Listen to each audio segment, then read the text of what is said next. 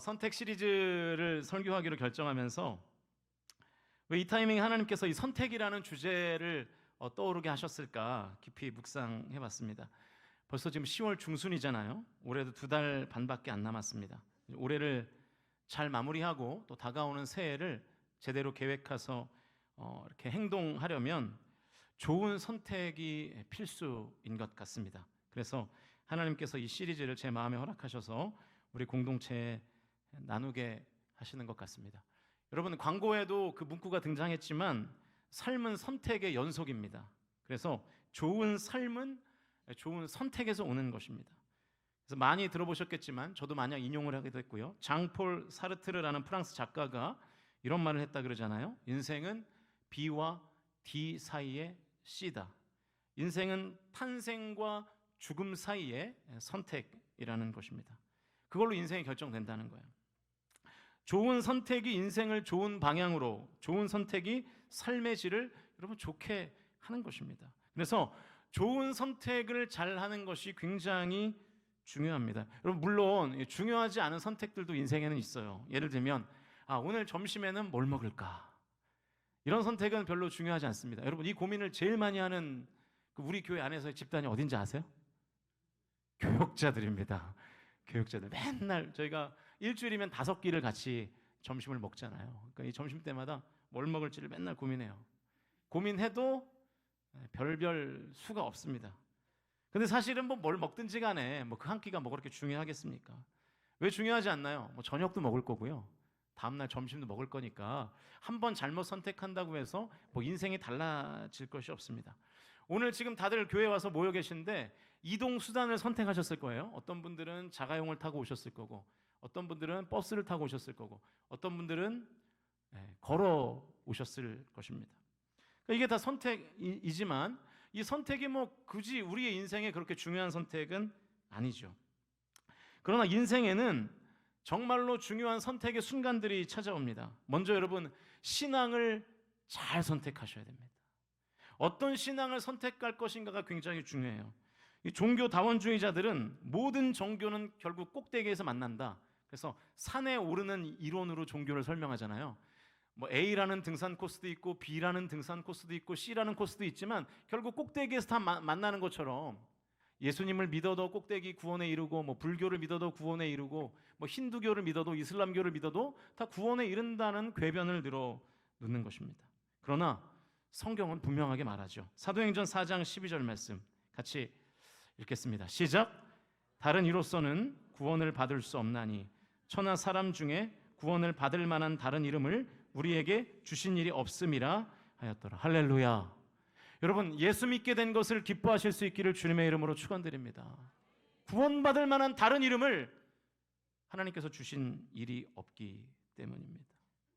구원받을 만한 다른 이름은 예수 이름, 그 이름 말고는 없습니다.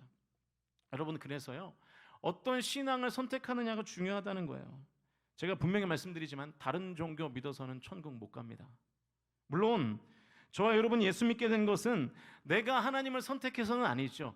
하나님께서 나를 선택하신 줄로 믿으실 수 있기를 주님의 이름으로 축원드립니다. 그래서 지금 내가 예수를 믿어 영생을 선물로 얻게 된 것입니다. 또 여러분, 어떤 비전을 가질 것인가를 잘 선택해야 됩니다. 그래야 그 비전에 맞게 나의 인생을 설계할 수 있죠. 그 비전을 성취 가능하게 하는 직업도 비전을 잘 선택해야 그 일을 할 수 있는 것이죠. 그러니까 비전을 선택하는 것은 인생에서 정말 중요합니다. 인생에서 또 중요한 선택이 뭐가 있습니까? 배우자를 선택하는 거죠. 너무 중요한 것 같습니다. 배우자를 선택하는 거 정말 정말 중요합니다. 여기에도 아직 미혼의 남녀들이 있는 것 같은데 말씀드립니다. 잘 들으세요. 배우자 선택이 인생에서 정말 정말 중요합니다. 우리 기혼의 성도님들에게 묻겠습니다. 지금 내 남편과 내 아내와 결혼 안 했으면 큰일 날 뻔했죠? 1부 때도 약간 이를 악물고 대답을 하시더라고요. 네, 맞잖아요. 안 했으면 큰일 날 뻔했잖아요. 다른 남자, 다른 여자 만났으면 더 성공해서 큰일 날 뻔했잖아요. 그죠? 네. 여러분, 이렇게 너무 성공하는 게 안 좋거든요. 너무 유명해지면 안 좋습니다. 조금 성공을 덜 해야 인생이 편한 겁니다. 어떤 선택은 특별히 고민하지 않아도 되지만 어떤 선택은 숙고하지 않으면 안 될 만큼 중요한 거죠. 그래서 인생을 잘 살고 싶은 성도들은 선택의 기로에 있을 때마다 하나님께 물어봐요. 하나님의 음성을 듣기를 원하고 하나님의 뜻이 무엇인지를 알기 원하죠. 왜냐하면 하나님의 뜻을 알면 중요한 선택의 순간에 가장 좋은 선택을 하게 될 수 있을 것이고, 좋은 선택을 하면 분명히 그 결과도 좋을 것으로 생각하기 때문입니다. 그런데 여러분, 하나님의 뜻이나 음성은 그렇게 쉽게 우리에게 다가오지 않습니다. 왜냐하면 하나님의 일반적인 방법이 아니기 때문이에요. 이 자리에도 아마 30년, 40년, 50년, 60년 신앙생활하는 분이 계실 텐데, 여러분 하나님의 음성 직접 몇 번 들으셨어요? 대답을 못 하시잖아요. 들은 적이 없거든요. 그러나 하나님은 오늘도 지금 이 순간에도 하나님의 뜻을 가르쳐 주시는데, 그 방식은 기본적으로 우리에게 남겨주신 기록된 말씀, 성경을 통해서 가르쳐 주신다는 것을 믿으실 수 있기를 주님의 이름으로 축원드립니다. 성경에는 일반적인 하나님의 뜻이 율법의 형태로 이렇게 담겨져 있어요. 그래서 하나님이 하라고 하신 거, 그게 하나님 뜻입니다. 하지 말라고 하신 거, 그게 하나님 뜻이에요. 그래서 하나님의 말씀을 읽다 보면 우리가 해야 할 일과 하지 말아야 할 일을 분별할 수 있게 되죠. 그런데 그 율법이라는 것이 너무나 일반적이기 때문에 그것을 구체적으로 우리의 삶에 적용하는 데 있어서는, 또 우리의 선택의 문제에 적용하는 데 있어서는 너무 추상적일 때가 많죠. 그래서 저는 이 선택 시리즈 설교를 준비하면서 이렇게 생각했습니다.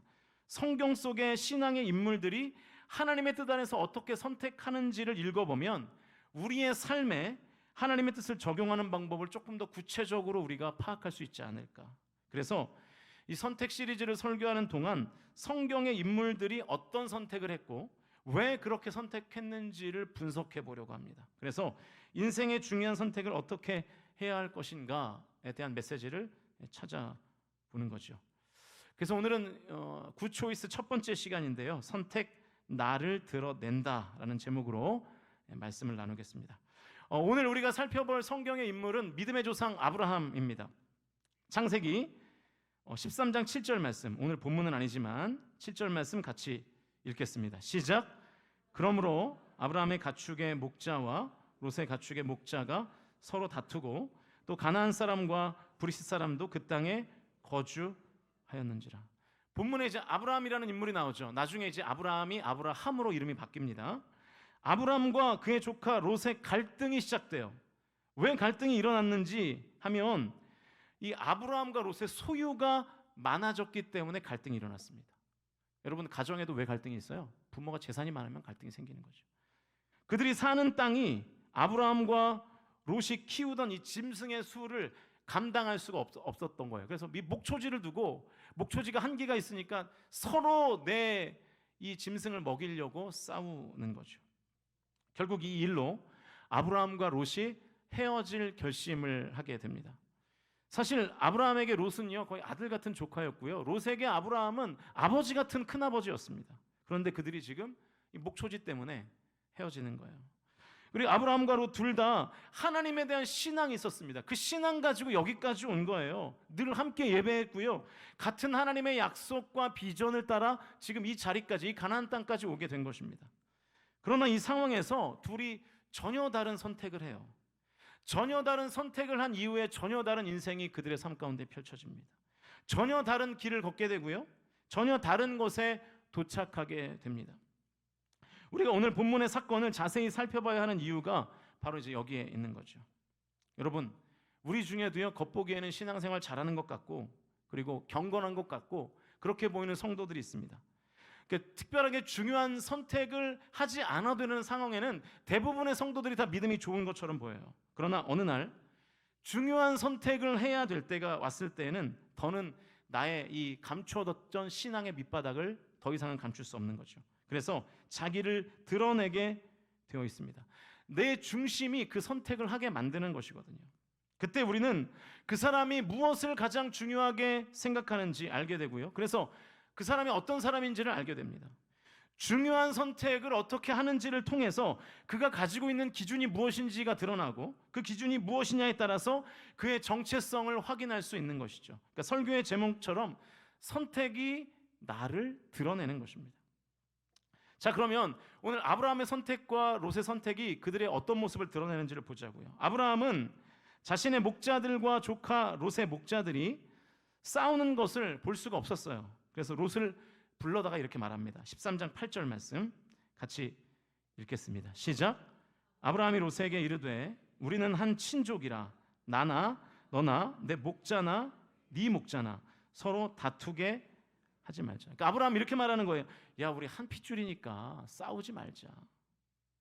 이것은 단지 그들이 정말로 피로 나는 한 민족, 한 친족이라는 사실, 다시 말하면 혈연 관계만을 의미하는 것은 아닙니다. 아브라함과 롯은 갈대아 우르에서 하나님의 명령을 받아서 순종함으로 지금 가나안 땅까지 왔어요. 그들은 가나안 사람들과는 다른 정체성을 가지고 살아야 하는 것입니다. 어떤 정체성인가요? 여호와 하나님의 통치권을 인정하는 하나님의 백성으로서의 정체성을 가지고 있는 것이죠. 그러니까 아브라함의 집안은 지금으로 말하면 교회예요. 교회. 하나님의 이름으로 모이는 교회예요. 그러니까 아브라함이 롯에게 우리는 한 친족이라고 말하는 것은 우리는 한 몸인 교회다라고 말하는 것과 지금 똑같은 것입니다. 다른 표현으로 하면 성도끼리 싸우면 안 된다는 거예요. 여러분, 성도끼리 왜 싸우면 안 됩니까? 세상이 우리가 싸우는 것을 보기 때문에 그렇습니다. 오늘 본문 전에 이런 말씀이 있어요. 아까 읽었던 말씀인데요. 13장 7절 말씀 다시 한번 읽겠습니다. 시작. 그러므로 아브라함의 가축의 목자와 롯의 가축의 목자가 서로 다투고 또 가나안 사람과 브리스 사람도 그 땅에 거주하였는지라. 하나님을 믿는 아브라함의 목자와 롯의 목자가 다투고 있을 때 하나님을 믿지 않는 가나안 사람과 브리스 사람이 그 옆에 있었다는 거예요. 굳이 성경이 이 얘기를 하고 있습니다. 여러분, 이 땅은 우리만 사는 게 아닙니다. 하나님을 믿지 않는 세상 사람들과 우리가 함께 살고 있어요. 그래서 세상 사람들은 보지 않는 것 같지만 우리를 다 보고 있습니다. 그러니까 성도가 서로의 이익을 위해서 싸울 때 세상은 그 성도들의 싸움을 보고 단순히 교회를 비판하고 성도를 비판하는 게 아니라 예수님을 비판하고 하나님을 비판하게 되는 것입니다. 여러분, 반드시 기억하십시오. 하나님의 영광은 하나님을 믿지 않는 불신자들에 의해서 짓밟히는 일은 거의 없습니다. 하나님을 믿는다고 하면서 하나님의 뜻을 무시하며 살아가는 신자들, 성도들에 의해서 짓밟히는 것이죠. 그러니까 저와 여러분의 잘못된 선택이 교회를 욕되게 하는 것은 물론이고 하나님을 욕되게 하고 예수님을 욕되게 할 수도 있다는 것입니다. 성도된 저와 여러분은 말씀을 통해서 우리가 하나님을 보잖아요. 그러나 복음 밖에 있는 불신자들은 나를 통해서 하나님을 봅니다. 그래서 나의 불의함과 나의 죄악됨을 불신자들이 보고 하나님이 실제로 존재한다고 해도 나쁜 신이구나 라는 인식을 갖게 되는 것입니다. 사랑하는 성도 여러분, 부탁드립니다. 교회에서만 경건의 모양이 있는 척하지 마시고 교회 밖에서도 말과 행실의 경건을 추구하며 사실 수 있기를 주님의 이름으로 축원드립니다. 그게 전도예요. 다른 게 전도가 아닙니다. 내가 그리스도의 향기니까, 내가 그리스도의 편지잖아요. 나의 삶으로 아직 복음 밖에 있는 사람들에게 복음을 전하는 것입니다. 자, 아브라함은 자신들 때문에 하나님의 이름이 욕되면 안 된다고 생각했습니다. 그래서 조카와 싸울 상황을 아예 만들지를 않는 것입니다. 그래서 손해를 보더라도 화해하기를 선택합니다. 진짜 어른이죠. 13장 9절 말씀 같이 읽겠습니다. 시작. 내 앞에 온 땅이 있지 아니하냐. 나를 떠나가라. 내가 좌하면 나는 우하고 내가 우하면 나는 좌. 그러니까 선택하라는 거죠. 아브라함이 롯에게 먼저 선택권을 넘겨줬습니다. 이제 롯은 어디든 선택할 수 있는 기회를 얻었어요. 롯이 어떤 선택을 했는가? 계속해서 읽습니다. 10절 말씀 시작. 요단 지역을 바라본즉 소알까지 온 땅에 물이 넉넉하니 여호와께서 소돔과 고모라를 멸하시기 전이었으므로 여호와의 동산 같고 애굽 땅과 같았더라. 롯이 기다렸다는 듯이 눈을 들어서 요단 지역을 바라봤어요. 요단 지역은 이 요단강 때문에 뭐가 넉넉했겠어요?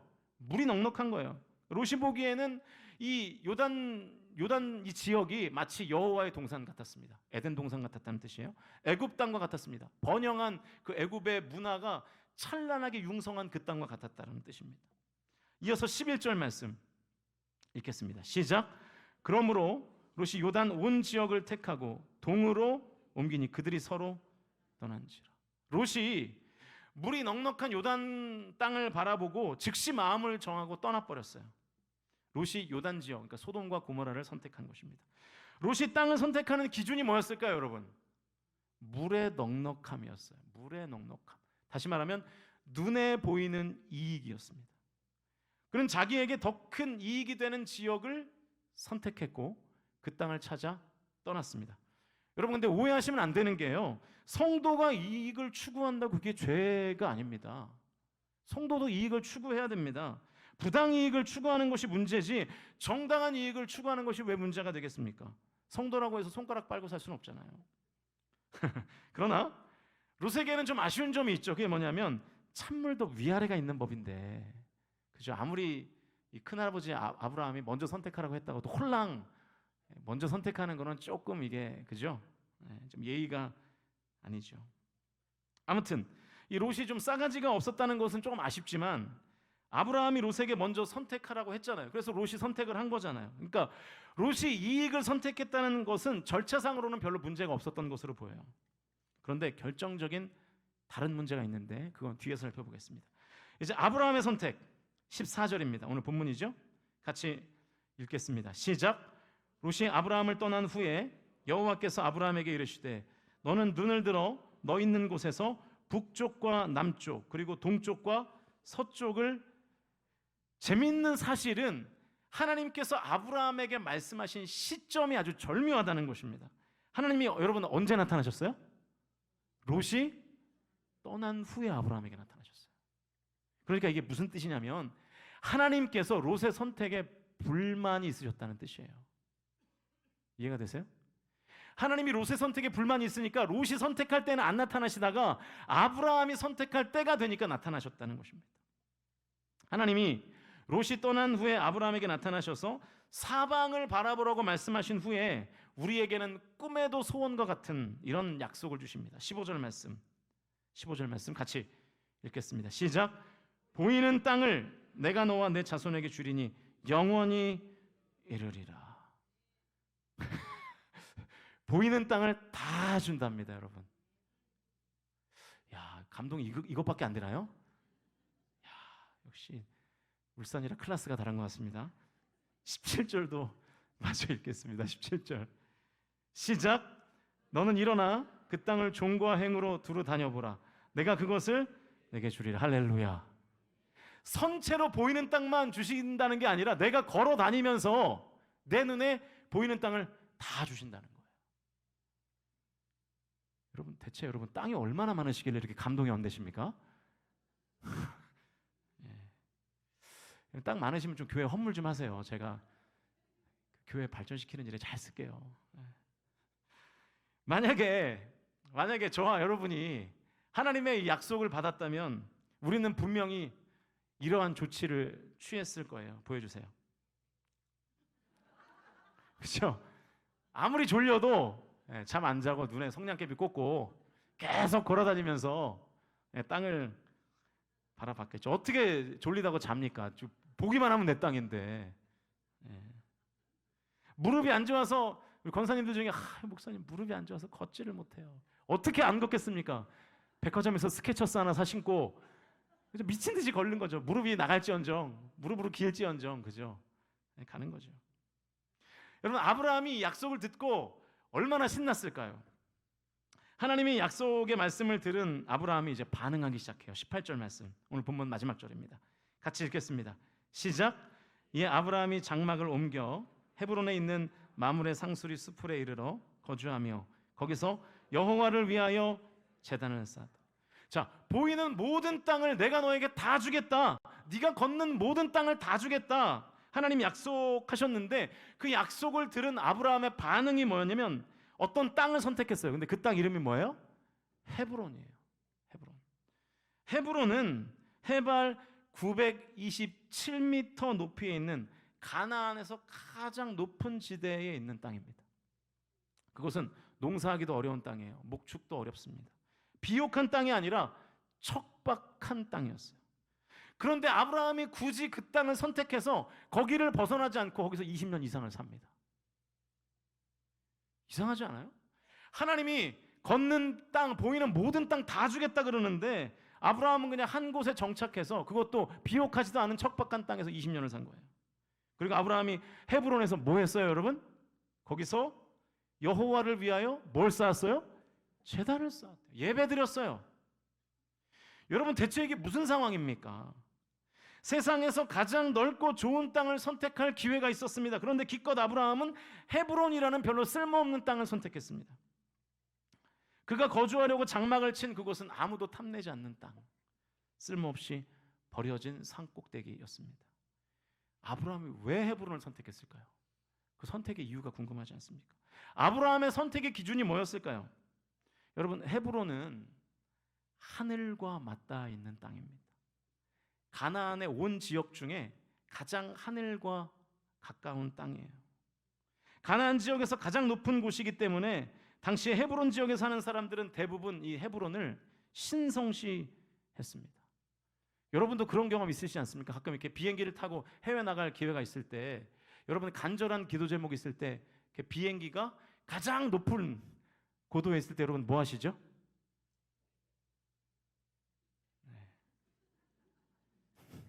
밥을 드신다고요? 거기서 기도 안 해보셨습니까? 이렇게 제일 높이 있을 때, 내가 정말 간절한 기도 제목이 있을 때 하나님과 제일 가까이 있다고 느껴지잖아요. 기도 해보셨죠? 네, 그냥 기내식만 드시고 잠이나 주무시고, 그냥 설교는 하겠습니다. 네, 아무튼 네.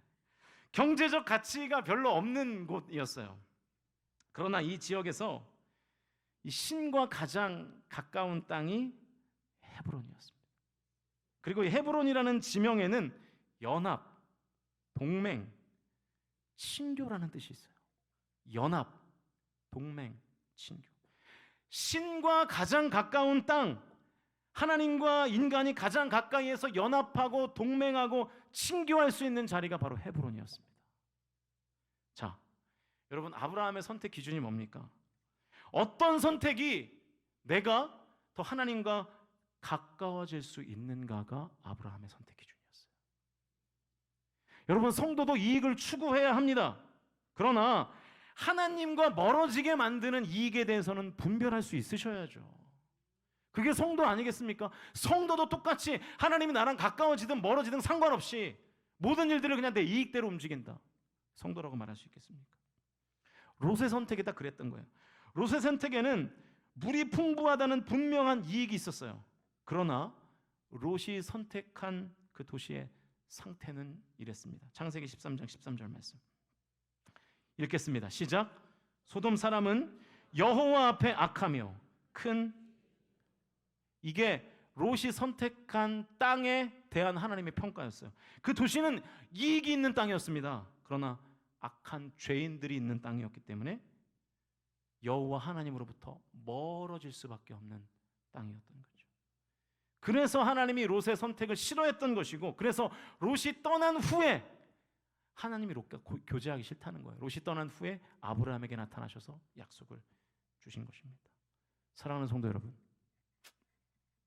선택의 기로에 서 있을 때 성도라면 반드시 지금 나의 선택이 하나님과 가까워질 것인가 멀어질 것인가를 기준으로 선택해야 할 줄로 믿습니다. 제가 눈에 확 들어오도록 그래픽을 하나 준비했어요. 보여주시면, 성도는 이 네 가지를 선택 기준으로 삼아야 돼요. 하나님과 가까워지는가, 하나님과 멀어지는가, 이익인가, 손해인가. 제일 좋은 선택은 뭘까요? 하나님과 가까워지는데 뭐가 있는 선택? 이익이 있는 선택이겠죠. 가장 나쁜 선택은 뭘까요? 하나님으로부터 멀어지는데 심지어 손해까지 발생하는 선택. 그죠? 그러니까 이 두 선택은 우리가 고민할 여지가 없어요. 누구나 다 잘 선택합니다. 문제는 하나님과는 가까워지는데 손해가 발생할 때와 하나님에게서는 멀어지는데 이익이 발생할 때, 이때가 문제인 거죠. 이 두 가지 경우의 수에서 진짜 성도와 무늬만 성도가 구별되는 것입니다. 그 선택이 나의 신앙을 드러내는 거예요. 사랑하는 성도 여러분, 저와 여러분이 하나님과는 가까워지지만 손해가 생기는 선택과 하나님과는 멀어지지만 이익이 생기는 선택 사이에서 당당하게 전자를 선택하는 믿음의 용기를 가지실 수 있기를 주님의 이름으로 축원드립니다. 여러분의 삶의 모든 영역을, 여러분의 삶에서 벌어지는 모든 사건을 이 네 가지 기준으로 한번 구분하셔서 선택하시면 선택이 쉽습니다. 어떤 비전을 결정할 때, 어떤 직장을 결정할 때 이 기준으로 한번 선택해 보세요. 어떤 사람을 만날 때, 심지어 이사할 때 이 기준으로 한번 선택해 보세요. 어떤 사람을 만날수록 하나님과 가까워지게 된다면 그 사람을 계속해서 선택해야 되는 거죠. 그런데 그 사람을 만나면 만날수록 하나님과 멀어지고 신앙생활에서 멀어지고 교회와 멀어지면 그 사람과 만나는 거 선택하면 안 되죠. 우리가 좀 전에 342장을 찬양했잖아요. 너 시험을 당해. 제가 이 찬양을 왜 선택했냐면 선택이라는 단어가 가사에 들어가 있어 선택했거든요. 이 찬양의 2절 가사가 이렇습니다. 내 친구를 삼가 잘 선택하래요. 할렐루야. 찬송의 가사가 말하기를 친구를 잘 선택해야 된다는 거예요. 대화 상대를 잘 선택하라는 거예요. 대화 상대를 잘 선택하는 것이 하나님을 찬송하는 일과 관련이 있다는 뜻이잖아요. 어떤 성도들은 하나님과 멀어지게 하는 대화 습관을 가진 사람들을 계속 만들면서 왜 나 자꾸 시험에 들까? 왜 내가 자꾸 하나님에게서 멀어질까? 이것을 고민해요. 바보 같은 일이죠. 저와 여러분에게 하나님과 가까워지는가 멀어지는가가 선택의 제일 중요한 기준이 될 수 있기를 주님의 이름으로 축원드립니다. 여러분, 우리에게 이 기준이 없다면 어떻게 우리가 성도겠습니까? 세상 사람들과 뭐가 달라요, 우리가? 내가 어떻게 하나님과 가까워지는가 하나님으로부터 멀어지는가에 대한 기준이 없다면 내가 어떻게 그리스도인이라고 말할 수 있겠습니까? 선택의 기준이 나를 다 드러내는 것입니다. 이제 말씀을 정리하겠습니다. 아마 좀 나이가 있으신 분들은 이 사람을 잘 아실 텐데요. 에릭 리델이라는 사람을 아십니까? 불의 전차라는 영화 아시죠? TV가 집이 없으셔서 역시 잘 모르시는데 그런 아주 유명한 명작이 있습니다. 이 불의 전차라는 영화의 실제 주인공인데요. 이 리델은 스코틀랜드 사람이었고요. 1924년 파리 올림픽에서 100m 결승에 오른 사람입니다. 그런데 이 100m 결승전이 주일에 열리는 거예요. 아주 독실한 크리스천이었거든요. 에릭 리델은 고민에 빠져요. 주일은 주님을 위한 날이라고 하는 확고한 신앙이 나에게 있었는데 이 주일에 또 선수로서는 경기를 해야 되는 거잖아요. 그래서 결국 이 리델이 결승전에 불참합니다. 강력한 우승 후보였는데 결승전에 불참해요. 그러니까 하나님과 멀어지지 않기를 위한 선택을 한 거죠. 이 불참 소식이 전 세계에 전해지고요. 이 스코틀랜드 국민들이 리델을 편협하고 옹졸한 신앙인, 조국의 명예를 버린 자, 광신주의자라면서 일제히 비난하기 시작합니다. 스코틀랜드 왕세자까지 나서서 리델을 막 설득하기 시작해요. 그런데 설득에 실패합니다. 주님의 법 안에서 주일은 하나님의 것입니다 라고 말하며 신앙을 지키는 선택을 했습니다. 에릭 리델이 원래 100m에 이어서 200m도 출전하기로 되어 있었는데 200m에서는 동메달을 땄습니다. 그러던 중, 왜냐하면 이제 주종목이 100m였기 때문이에요. 그러는 중에 기적적으로 400m에도 출전할 기회를 얻어요. 여러분, 사실 이 400m에 100m, 200m 주자가 400m를 출전한다는 것은 말이 안 되거든요. 왜냐하면 이 100m, 200m에 출전하는 선수들은 그 100m, 200m에 최적화된 훈련을 하잖아요. 400m는 전혀 다른 상황인 거죠. 그런데 리델이 400m 경기에서 금메달을 tab니다. 이때 리델이 이런 명언을 남겼어요. 처음 200m는 제 힘으로 최선을 다했고 나머지 200m는 주님의 도우심으로 뛰었습니다. 사랑하는 성도 여러분, 나를 선택하신 하나님을 나도 선택하면 우리가 때로 손해볼 수 있습니다. 하나님을 버리고 이익을 선택하면 더 나에게 더 큰 이익이 생길 수 있어요. 그러나 나를 선택하신 하나님을 나도 선택하면 나는 예상하지 못한 하나님의 도우심이 반드시 임하게 된다는 것을 저와 여러분이 믿으실 수 있기를 주님의 이름으로 축원드립니다. 야고보서 4장 8절 말씀, 이 말씀을 읽고 말씀을 마치겠습니다. 같이 읽겠습니다. 시작. 하나님을 가까이 하라. 그리하면 너희를 할렐루야. 하나님을 가까이 하는 선택을 하세요. 그러면 하나님도 여러분에게 가까이 하는 선택을 하실 줄로 믿습니다. 그런 선택을 하셔서 여러분, 내가 하나님을 선택함으로 때로 당하는 고난과 때로 당하는 손해가 그냥 손해로 끝나지 않고 나중에 하나님께서 전혀 다른 방법으로, 마치 에릭 리델이 400m에서 금메달을 딴 것처럼 하나님께서 전혀 다른 방법으로 저와 여러분에게 함께 하실 줄로 믿으실 수 있기를 주님의 이름으로 간절히 축복합니다. 이 찬양을 들고 왔습니다. 여러분, 하나님의 사랑을 사모하고 하나님의 평안을 바라보고 하나님께 찬양과 경배하면, 하나님의 선하심을 닮아가면, 다시 말하면 하나님께 가까이 가는 선택을 하면 하나님께서 나를 어느 때나 바라보시고 하나님의 인자한 귀로서 나의 신음에 귀 기울이시고 하나님께서 나의 인생의 어두운 부분에 밝은 빛을 비춰주시는 하나님의 가까이 하심을 저와 여러분이 경험하게 될 줄로 믿습니다.